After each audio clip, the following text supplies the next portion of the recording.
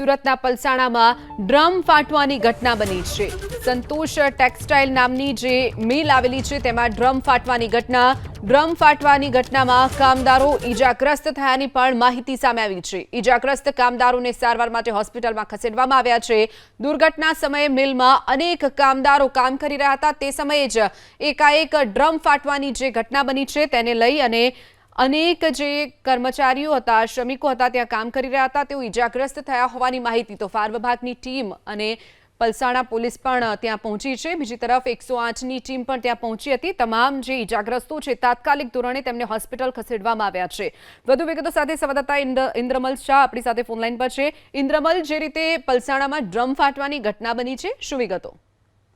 બિલકુલ, કડોદરા 4 રસ્તા કડોદરા જીઆઈડીસી પલસાણા તાલુકાનું કડોદરા છે તેની નજીક આ જોડવા ગામ આવેલું છે ને ત્યાં જીઆઈડીસી વિસ્તારની અંદર આ સંતોષ ટેક્સટાઇલ નામની જે મિલ છે તે આવેલી છે।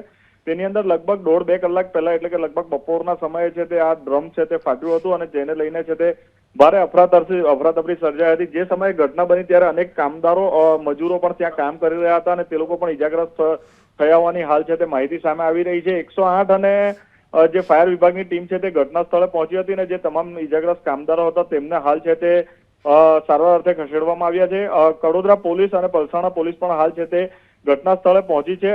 મિલ ચારે તરફથી બંધ હોય જેને કારણે છે તે રેસ્ક્યુની કામગીરીની અંદર પણ અડચણ આવી રહી છે। ખાસ કરીને જે મિલના જે પતરા છે તે તોડીને હાલ કામદારોને બહાર કાઢવામાં આવી રહ્યા છે। ખાસ કરીને જે ઘટના બની છે તેને લઈને હાલ પ્રશાસન પણ સાવધ થયું છે। જી ચોક્કસ ઇન્દ્રમલ, માહિતી બદલ આભાર।